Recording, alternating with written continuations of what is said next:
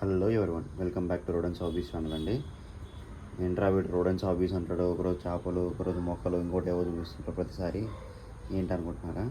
ఏం లేదండి, ఇవన్నీ మన రోడెన్స్ హాబీకి ముడిపడినట్టు అండి. సో ఇక్కడ చూసినట్లయితే ఫస్ట్ నా దగ్గర ఇది ఒక మనీ ప్లాంట్ మాత్రమే ఉండేది.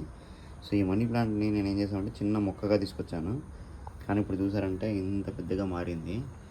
ఇలా పెద్దగా మారిపోయి అంటే నేను ఈ ఈ ఈ ఇంట్లోకి వచ్చి నేను ఒక 2 years అయిపోయి ఉంటుంది.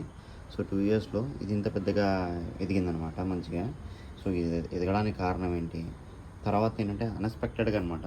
ఇదేంటంటే నేను అనుకోలేదు, కానీ బై ఛాన్స్లో మనకి ఇలా ఒక కాకర తీగ అనేది పడిందనమాట. సో ఇది కూడా మంచిగా గ్రోత్ ఉందండి. చూసారా ఇక్కడ ఇలా వెళ్ళిందో, దీనికి మంచిగా కాకరకాయలు కూడా కాస్తున్నాయి అనమాట.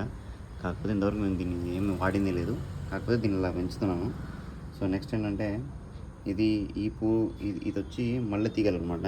సో దీంట్లో ఒక 3 రకాల మల్లె తీగలు ఉన్నాయి. అవి వాటి పేర్లు కూడా కరెక్ట్గా తెలియదు. ఇది నా వైఫ్ అండ్ మా పాప ఇద్దరు కలిసి తీసుకొచ్చారనమాట.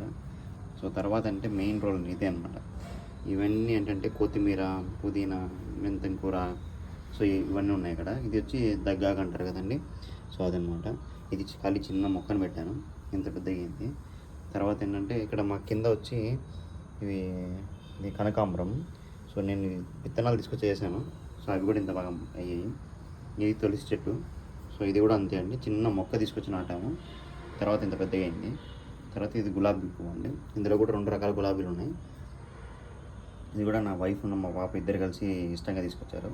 ఇది మాత్రం పసుపు అండి, ఇది ఆర్గానిక్ పసుపు అనమాట. సో ఇది కొంచెం వాడినట్టు అనిపిస్తుంది, కానీ సో నేనైతే ఫస్ట్ టైం పెంచుతున్నా, సో దీని గురించి తెలియదు నాకు. ఇది మా నాన్న ఇచ్చారనమాట, పసుపు కొమ్ము ఇచ్చి ఇది నాటమని చెప్పారు. సో కొమ్ము నాటితే ఇది ఇంత పెద్దగా అయింది. సో ఏంట్రా ఈ సోదంతో చెప్తున్నాను రా అంటే, ఏం లేదండి, ఇది మన దగ్గర ఉన్న ఏదైతే రోడెన్స్ నుంచి వచ్చిన వేస్ట్ ఉంటుందో ఆ వేస్ట్ని వేయడం వల్ల ఇవి ఇంత మంచిగా ఎదిగాయి. సో నేను చాలా రోజుల నుంచి అంటే అనుకోని కాదు వేసింది, అనుకోకుండా నేను వేశాను.